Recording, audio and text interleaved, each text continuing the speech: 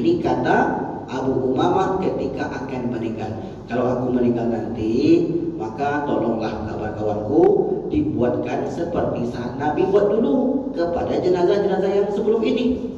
Apa yang dibuatkan oleh Nabi? Idza mata ahadun min ikhwanikum, kalau kalian sudah meninggal, fasawaitu min turaba ala qabrihi, timbun dia, itu pertama. Falyakum ahadukum ala ra'si qabrihi, hendaklah salah seorang di antara kalian tegak di bagian kepala kuburku, kuburnya. Summa liyaqul, kemudian ucapkan, ya fulan bin fulana. Falyaqul, maka ucapkanlah. Nah, ini yang kita ucapkan. Yang pendek ini. Kalau panjangnya, tengok di buku, kalau nggak salah, Dalailul Khairat dan Majmu'us Syarif. Nah, ada di situ. Dalailul Khairat atau Majmu'us Syarif, buku-buku amalan. Falyaqul, maka ucapkanlah, uzkur ma kharajta alaihi minad dunya. Ingat, wahai si jenazah, apa yang kau bawa dari dunia ini? Syahadatan an la ilaha illallah, la ilaha illallah wa anna Muhammadar Rasulullah, wa annaka radita billahi rabba. Ini kedua, syahadat. Ingat syahadat. Yang kedua, wa annaka radita billahi rabba wa bil islami dina wa bi Muhammadin nabiyya wa bil Qur'ani imama. Jadi 5 yang pokok. Ingat engkau mati ini kau syahadat, ingat Tuhanmu Allah, ingat Nabi Muhammad, ingat agamamu Islam, ingat kitabmu Al-Quran. Dan kita tak perlu jawaban mereka. Bismillahirrahmanirrahim. Pada pagi ini kembali kita lanjutkan kajian perjalanan hidup setelah kehidupan di dunia ini. Pembahasan terakhir tentang amalan-amalan sunnah setelah penguburan jenazah. Bagi Bapak Ibu yang kemarin pernah beli buku putih yang berjudul Agar Mudah Sakratul Maut, maka nanti sampai di rumah lihat saja bab tentang amalan-amalan sunnah setelah penguburan mayat. Mengapa kita perlu buku? Karena di dalam buku itu banyak dalil yang menjadi pegangan kita. Andai ada orang bertanya, ada orang yang kadang iseng ingin mendebat kita, dia sampai tak bisa jawab. Sebab apabila amalan ditanya oleh orang dalilnya, sebenarnya dalilnya ada.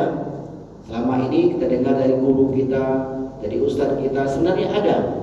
Tapi karena waktu itu tak bisa jawab, terkadang mental kita tertekan. Nah, jadi kita buatkan buku tujuannya agar semakin yakin, semakin kokoh apa yang kita amalkan itu benar. Terkadang apa yang disampaikan 100% yang disampaikan kita hanya mampu menangkap 20%. Karena telinga ini tak begitu kuat untuk menangkap, kecuali orang buta. Karena orang buta tak bisa melihat. Kalau kita banyak yang kita lihat, tengok ini, tengok ini, tengok ini. Apalagi tengok harga murah bagi ibu-ibu. Oh, itu cepat kali lupa. Artinya cepat. Kalau hanya melalui telinga dan dipengaruhi oleh mata, sangat cepat sekali lupa. Maka oleh karena itu kita buatkan bukunya agar memperkuat keyakinan kita. Baik Bapak Ibu yang dimuliakan Allah SWT, saya akan bacakan saja apa yang sudah kita sebutkan sebelum ini. Amalan sunnah setelah penguburan mayat. Setelah kita sampai di pemakaman, maka Nabi tidak anjurkan kita langsung pulang. Saya katakan lagi, tidak langsung pulang. Kalau mau pulang silakan, tidak ada masalah. Kalau mau menetap di situ juga diperbolehkan. Tentunya berdasarkan dalil sahih Muslim. Artinya nanti kalau ada di antara bapak-bapak ini habis penguburan kemudian melakukan amalan ini, amalan itu, amalan ini, amalan itu tidak salah. Boleh dilakukan berdasarkan dalil. Nah, tengok saja di dalam buku itu. Hadis riwayat Imam Muslim. Yang pertama, amalan yang dapat kita lakukan adalah beristighfar untuk si mayit. Itu yang pertama. Detailnya sudah kita jelaskan di 2 pekan yang lalu. Yang kedua, bertasbih, bertahmid dan Tujuannya agar si mayit yang berada di alam kubur mendapatkan kelapangan berdasarkan dalil hadis riwayat Imam Ahmad. Kemudian membaca surat Al-Fatihah, awal dan akhir surat Al-Baqarah. Nah, ini kan biasa kita lakukan, Pak. Nah, kalau ada orang yang datang tiba-tiba menyalahkan ini dan itu, sebenarnya mereka belum membacanya. Hadis riwayat yang pertama riwayat Imam Tabrani, yang kedua juga riwayat Imam Tabrani, yang ketiga dalam kitab Imam Nawawi. Tak ada lagi ulama yang hebat di mazhab Syafi'i ini kecuali Imam Nawawi, karena beliaulah yang paling banyak menjelaskan tentang mazhab Syafi'i dan juga menjelaskan Sahih Muslim yang terpanjang. Tak diragukan keilmuannya. Sepanjang zaman sampai hari ini orang merujuk kepada Imam Nawawi. Bukan 2 hari belajar habis itu pandai, tidak. Artinya ini menjadi pegangan ulama sedunia dari generasi ke generasi. Baik, berikutnya menyiram kuburan dengan air. Hadis riwayat Imam Al-Baihaqi, dilakukan oleh sahabat Bilal dan juga dilakukan oleh Nabi Muhammad SAW ketika anaknya Ibrahim meninggal. Artinya amalan itu kalau ada orang kampung kita yang lakukan berarti tidak salah.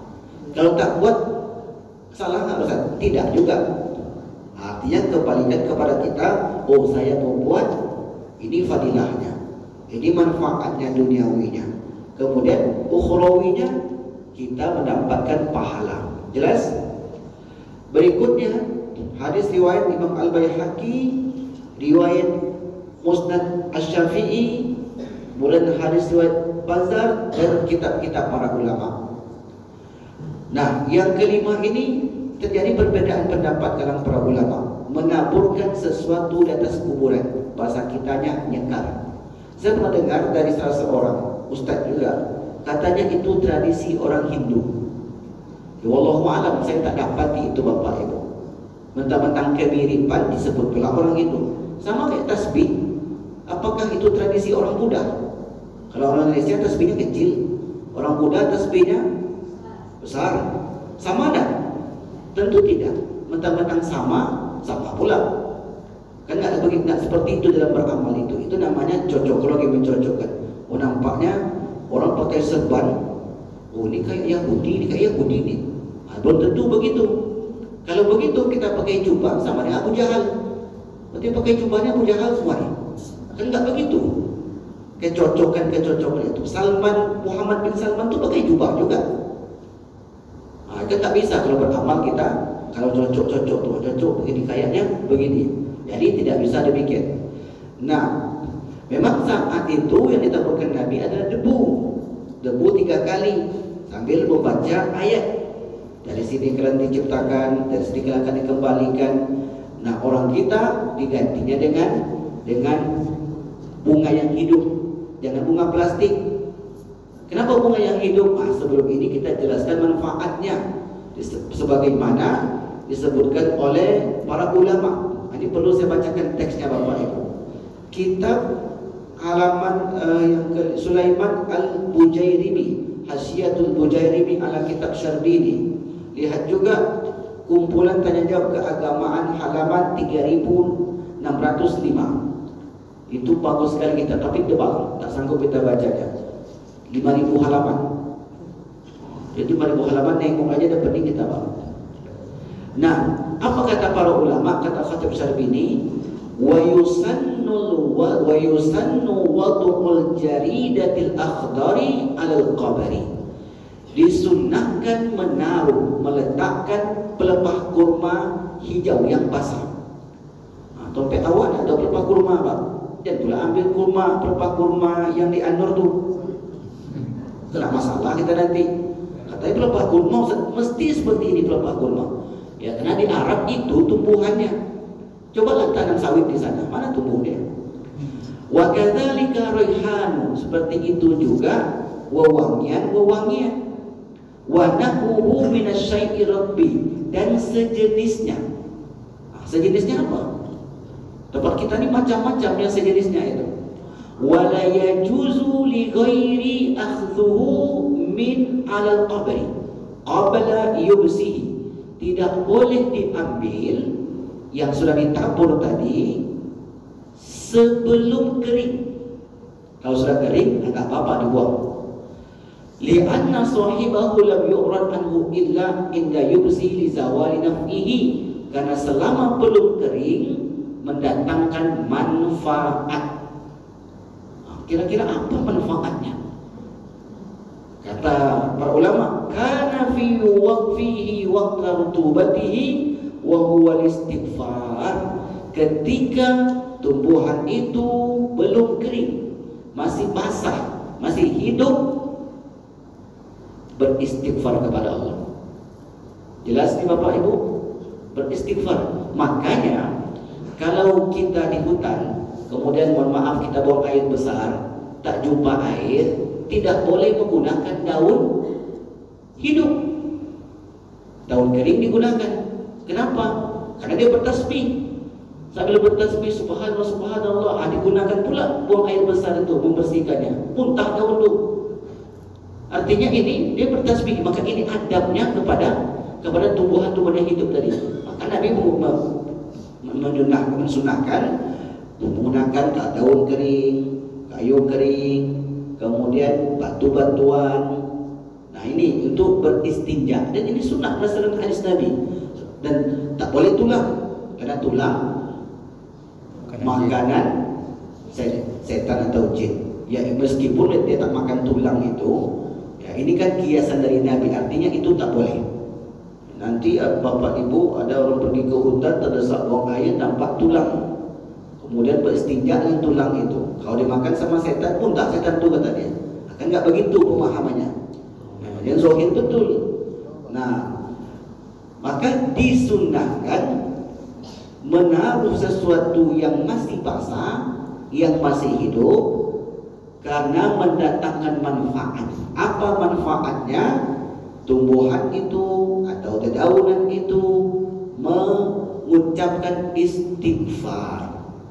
Nah, sebelum ini pernah kita sampaikan tentang satu penelitian di barat mendapati daun-daun tumbuh-tumbuhan rupanya beristighfar kepada Allah. Dibuatlah sebuah alat yang bisa menangkap gelombang suara yang tak bisa didengar oleh telinga.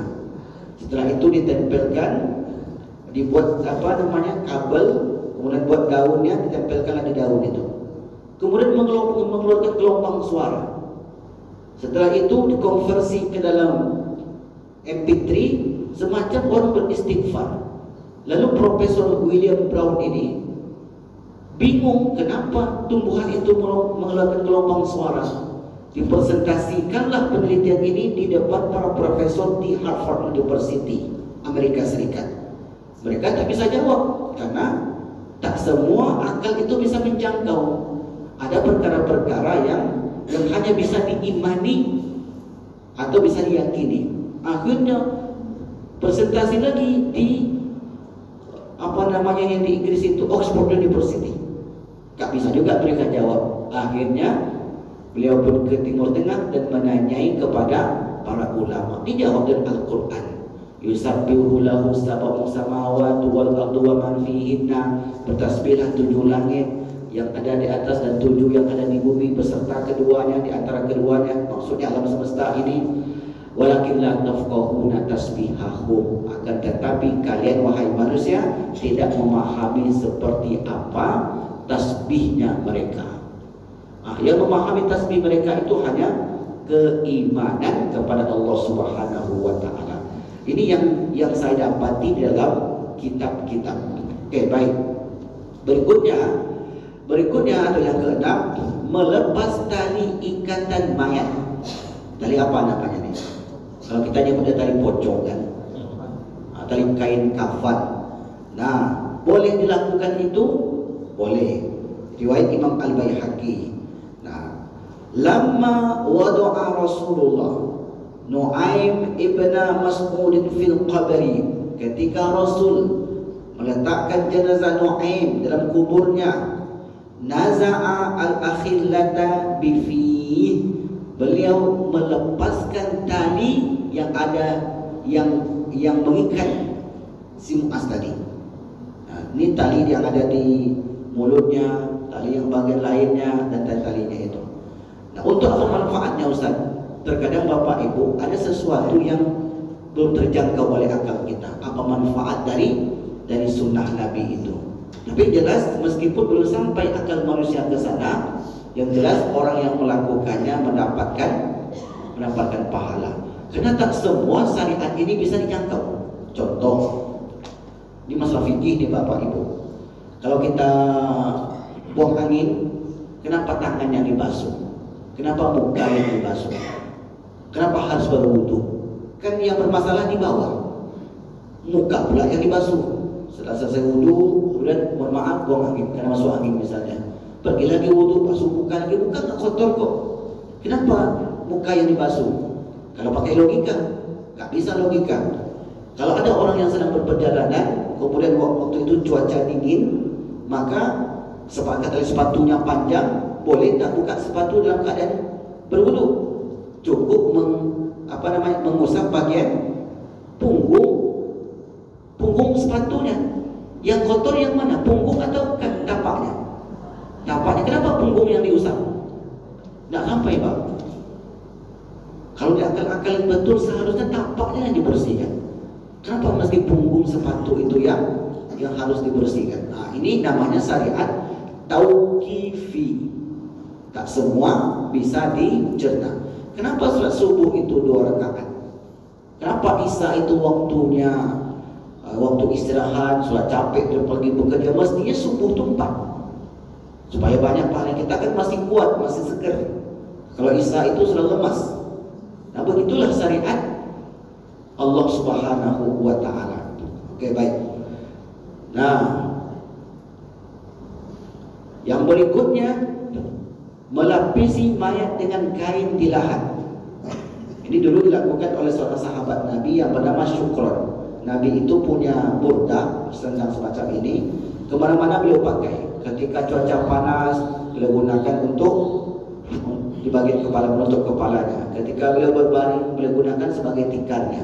Ketika beliau meninggal, maka sahabat Syukron ini meletakkan burdah tersebut di lahat Nabi. Kata Rasul, kata beliau, maka tak boleh seorang pun yang memakai burdah ini selain Nabi.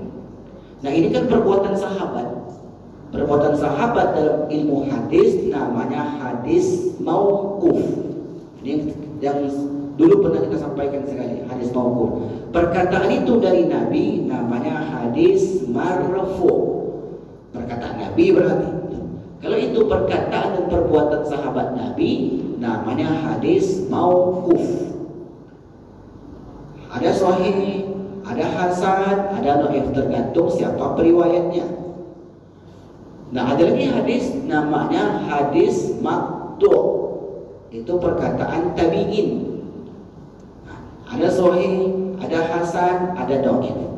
Statusnya itu lain ilmunya. Perkataannya itu ini pula ilmunya. Namanya seperti yang kita sebutkan tadi. Berarti ini adalah perbuatan sahabat. Kalau dilakukan, maka kita mendapatkan sunnah. Karena kata Nabi itu, apabila kalian nanti hidup di suatu saat, alaikum bisunnati wa sunnati khulafa'i rasyidin mahdiyyin. Hendaklah kalian ikuti sunnahku, jalan hidupku, dan jalan hidup khulafa' rasyidin dan sahabat-sahabat Nabi. Artinya sahabat Nabi orang yang bertemu dengan Nabi SAW dan mati dalam keadaan beriman. Baik. Nah, masuk berikutnya. Ini yang baru. Menutupi kuburan dengan kain saat meletakkan mayat jenazah di lahat. Nah, ini kan selalu kita lakukan Bapak Ibu. Kita bentangkanlah kain. Nah, silakan bentangkan kain apa, asalkan jangan kain partai aja, bentangkan situ. Saya tahu ke Bapak Ibu ini ada yang sedih, kami lah dukung ini Ustaz, itu tinggalkan saja. Itu sementara aja itu. Yang kita panjang lagi perjalanan hidup, apalagi kehidupan setelah kehidupan di dunia ini. Itu sedih sehari itu aja. Nah, menutupi dengan kain. Yang paling utama memang kain putih. Tapi kalau tidak ada, apa yang ada saja. Baik, kita bacakan dalilnya. Imam Al-Baihaqi atau dalam kitab yang lain, Jallala Nabi sallallahu alaihi wasallam qabra Sa'din bi saubihi. Nabi membentangkan kain di kuburnya Sa'ad bin Mu'az. Jallala artinya membentangkan. Nah, ya memang manfaatnya supaya orang yang dibawa tidak kepanasan. Itu manfaat dunianya, sama seperti menyiram kuburan tadi. Manfaat dunianya supaya tanahnya rapat, dan itu manfaatnya. Manfaatnya supaya orang yang dibawa tidak kepanasan. Kemudian yang kedua, ini dilakukan Nabi. Artinya kalau dilakukan Nabi, sunnah. Kita ikuti perbuatan Nabi, kita berpahala. Tanpa sengaja Bapak Ibu udah berpahala tuh. Pegang surut kain ini, berlima, berenam terkadang megangnya. Itu sudah ikut sunnah Nabi dan memberikan sumbangsi pahala di sana. Maka disebutkan dalam satu kitab, amarat Nabi memerintahkan bisaubin, mengambil satu kain, fasataru ala qabri, kemudian menutup kuburan. Hina dufina Sa'ad ibni Mu'az, ketika Sa'ad bin Mu'az meninggal. Wa qala inna Nabi sallallahu alaihi wasallam fi qabri Sa'id bin Mu'az wa satara ala qabri bisallam kuntu biman amsaka. Dan aku termasuk orang yang ikut memegang ujung kain itu. Sahabat dan sahabat Nabi. Bapak Ibu ikut mengantarkan dan Bapak Ibu ikut memegang kain itu, berarti sudah melakukan apa yang diperintahkan Nabi dan yang dilakukan oleh sahabat Nabi. Berikutnya yang ke-9, azan sebelum menguburkan jenazah. Di beberapa tempat di negeri kita masih banyak kita temukan. Nah, itu tidak hadis. Itu tidak hadis, tetapi kias. Hukum itu ada, sumber hukum ada 4. Al-Quran, hadis, kias, sama ijma'. Memang ada sebagian ulama yang pakai 2 saja. Tafadhol, tak ada masalah. Tapi sebagian besar ulama juga memakai 4 ini. Tanya nanti Dr. Mawardi, boleh nggak kita memegang hukum dengan kias, Ustaz? Oh, beliau detail tuh, bisa 5 jam tuh penjelasannya. Satu itu aja. Ada memang detail di situ ilmunya. Kalau saya hanya sekedar saja, karena fokusnya bukan pada fikih, tapi membahas hal-hal yang berkaitan dengan perbuatan sunnah di kuburan. Maka kata para ulama, waqad yusannul adzan, disunahkan azan selain solat. Ketika anak lahir, ketika orang gila, ada orang gila, ketika terjadi kebakaran, ketika menurunkan jenazah, ketika terjadi perang dan macam-macam. Ketika menurunkan jenazah, kiasan ala awali khuruji lid dunya, sebagai kias ketika dulu di dunia dia lahir disambut dengan suara azan tersebut. Nah, jadi Bapak Ibu yang dimuliakan Allah, kalau nanti ada yang melakukan itu, oh berarti sedang melakukan ini. Hindari terlebih dahulu langsung, oh ini salah kayaknya nih, seperti salah ini tak ada dibuat Nabi, tak ada dibuat sahabat. Nah, ini kita hindari dahulu, sebab ada pendapat-pendapat para ulama. Sekali lagi, pendapat para ulama ini bukan berarti mereka sembarang saja menetapkan hukum. Ulama itu bertanggungjawabkan dunia akhirat. Kalau mereka asal-asalan, itu besar dosanya. Ustaz itu besar dosanya, Pak. Kalau dia menyampaikan ilmu salah dia, memang bersengaja ya, kecuali dia orang khilaf, itu lain hal. Memang disengaja yang salah itu disampaikannya agar ini begini tersesat orang. Dallu wa adallu, dia sesat dan menyesatkan orang, itu besar dosanya. Makanya di guru ini tak mudah, sebab dia akan bertanggung jawab di dunia dan sampai ke akhirat. Sebab dia diamalkan oleh orang tua kita. Rupanya orang tua kita salah dalam mengamalkannya. Berdosa tak orang tua kita itu? Tidak. Yang berdosa adalah guru yang bersengaja dalam menyampaikan hal yang salah itu. Kalau tak tahu, maka sebut saja tidak tahu. Baik. Yang ke-10, menanam sesuatu di atas kuburan.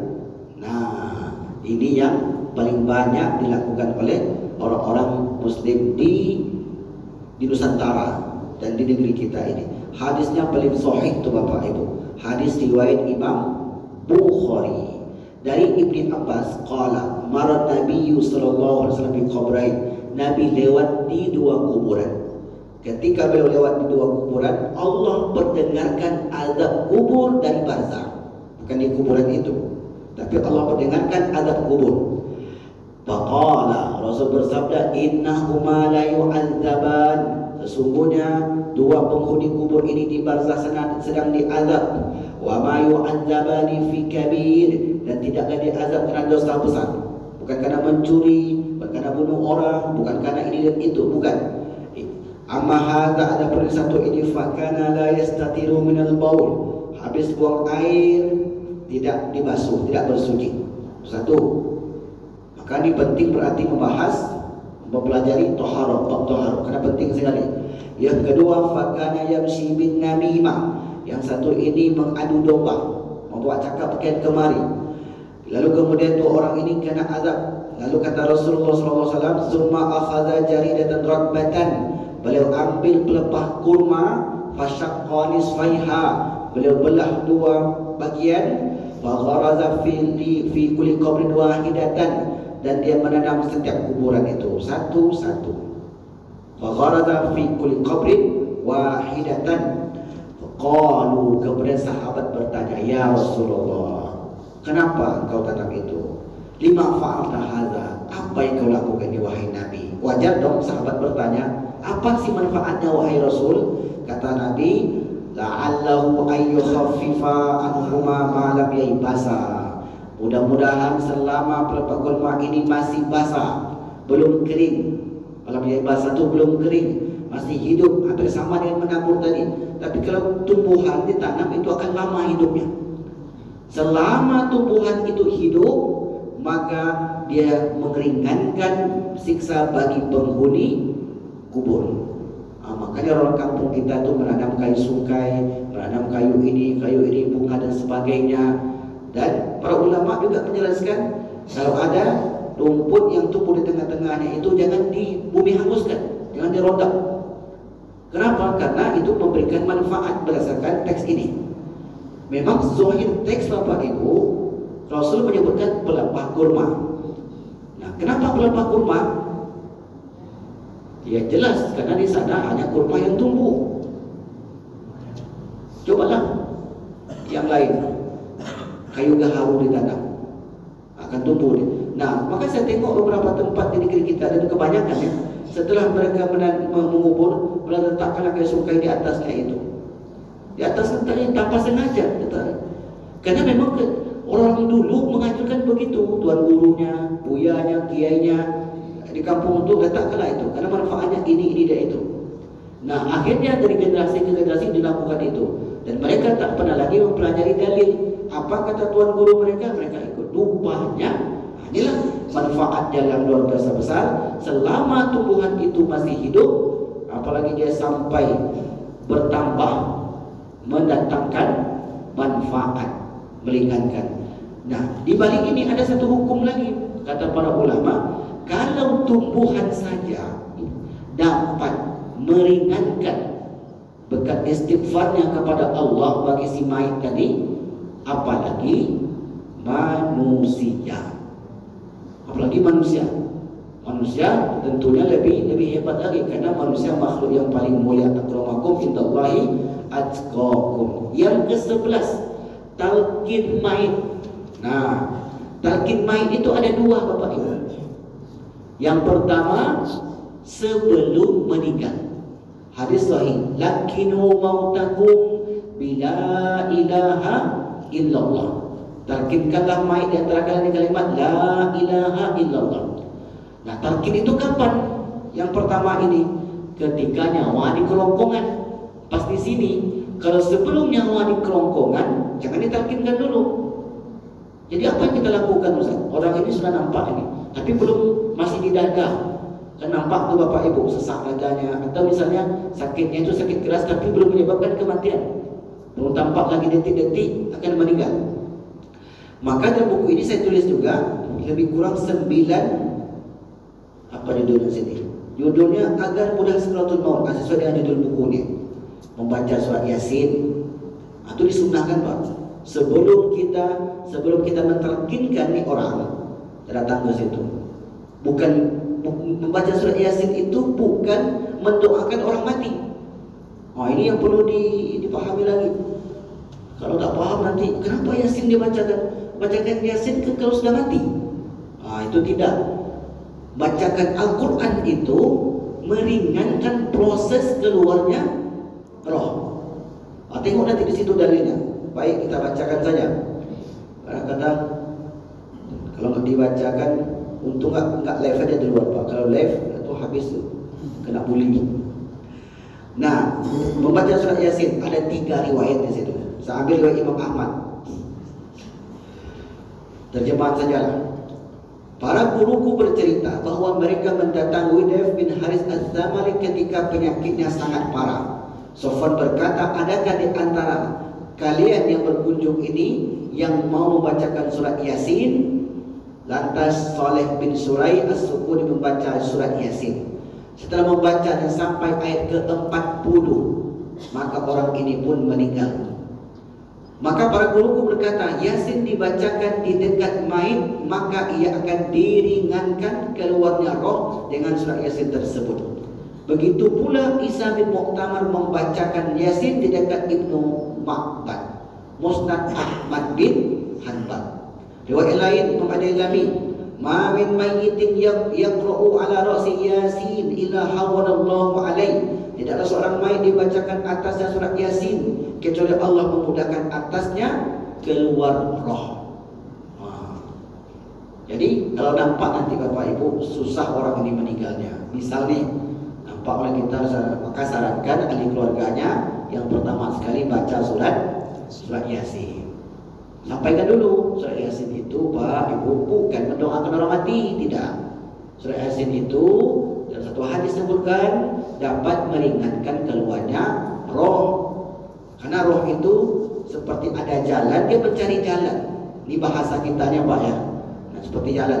Manalah jalan beringin itu? Akan harus nampak itu ditunjukkan, dipandu oleh orang yang tahu.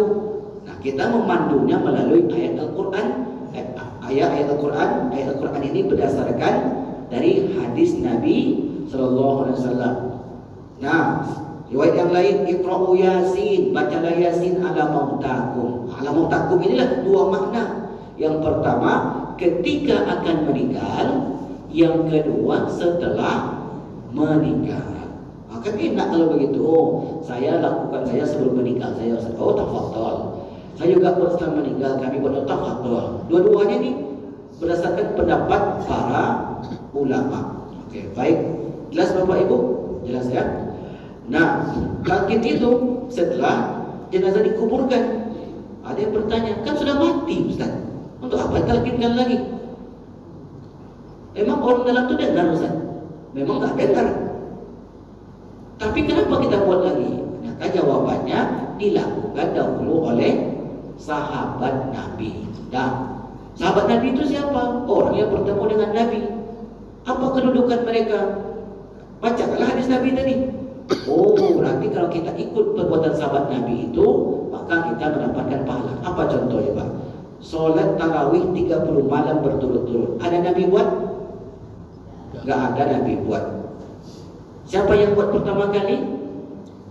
Umar bin Khattab.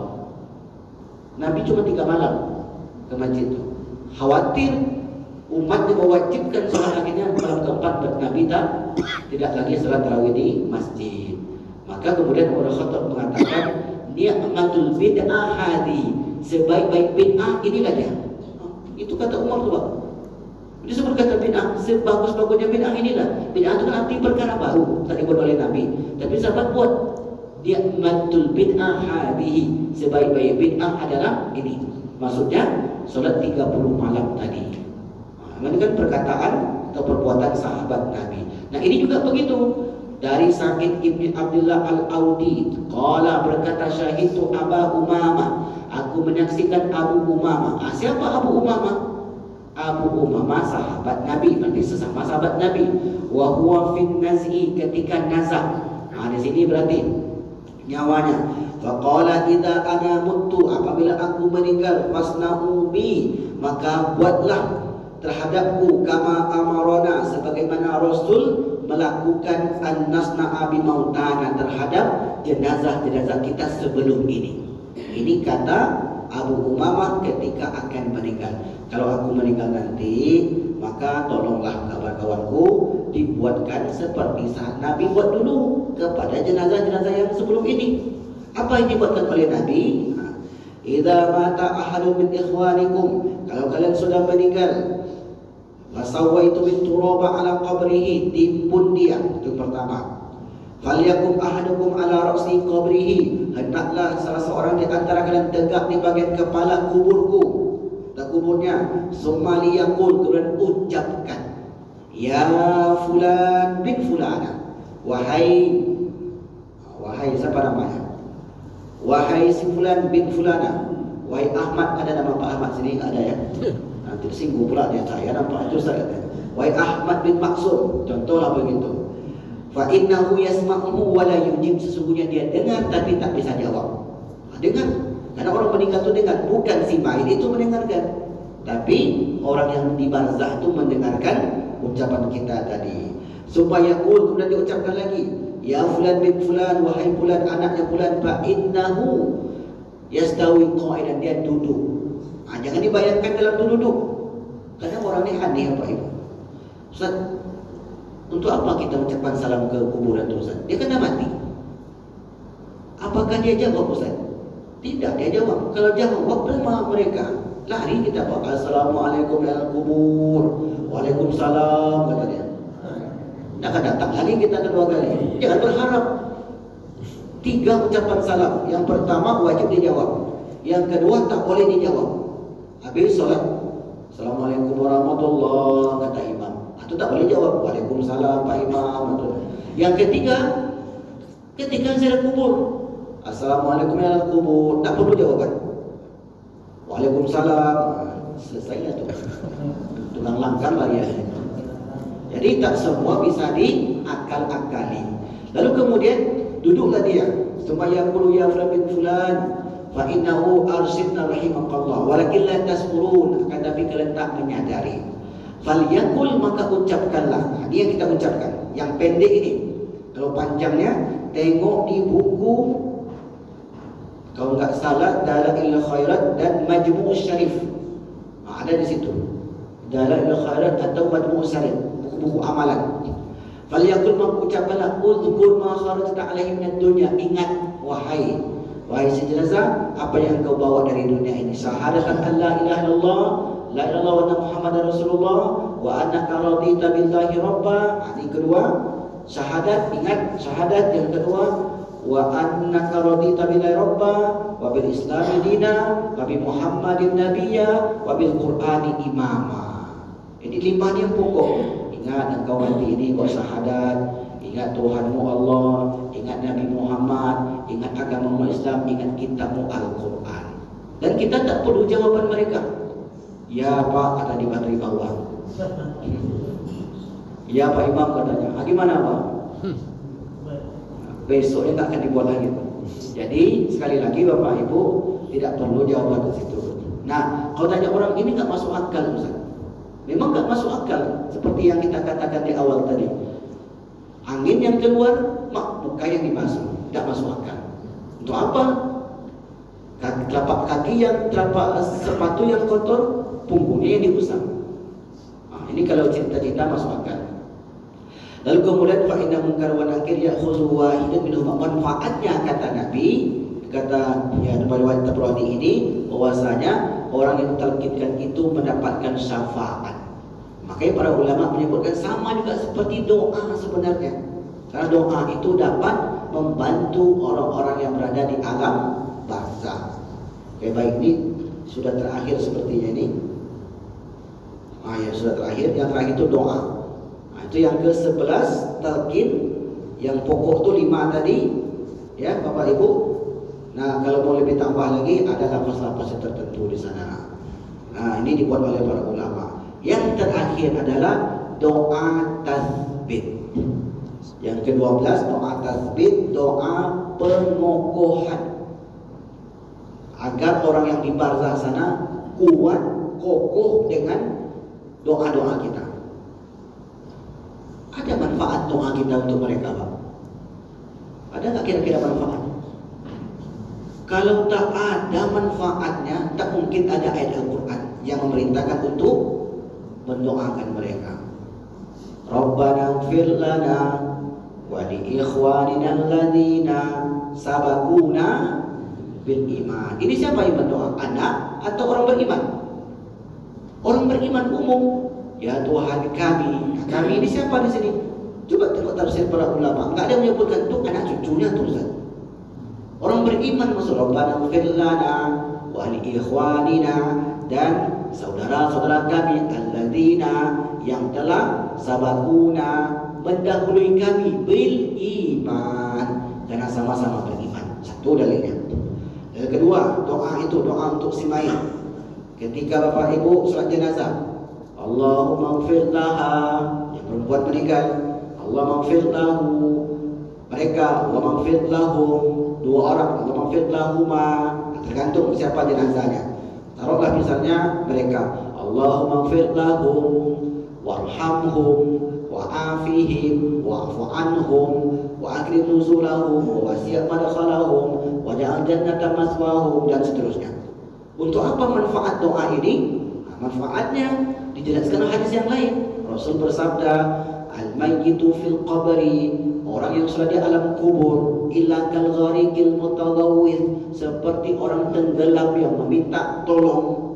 Tak bisa berbuat lagi, tak bisa ke Masjid Al-Furqan karena sudah ditanam diantar sama mobil jenazah. Yantaziru da'watan, menunggu doa. Yantazir, menunggu doa, min abin, dari ayah. Ini mengulang lagi yang ini nih. Au umin, dari ibu. Berarti yang dua-dua ini meninggal adalah sang anak. Au akhin, dari saudara, abang, adik, kakak. Au sodikin, dari kawan. Kawan itu bapak ikut antar ke pemakaman. Mengantar ke pemakaman mendapatkan pahala seperti kirat, seperti gunung besar sekali. Ikut aja mengantarkan jenazah ke pemakaman. Tapi di situ ya kita bertasbih, bertasbih, bertakbir, berdoa. Ya, yang kita sebutkan itu. Itu dapat mendatangkan pahala yang besar bagi orang yang mengantarnya. Wallahu a'lam bishawab. Nah, doa tasbih ini Bapak Ibu bisa lihat di surat-surat Yasin. Itu mudah kan, tulisannya besar. Di buku kita juga ada lafal pertama, lafal kedua, lafal ketiga. Misalnya doa tasbih, Allahumma ighfir li hayyina wa mayyitina wa syahidina wa ghaibina wa dzakarina wa unthana.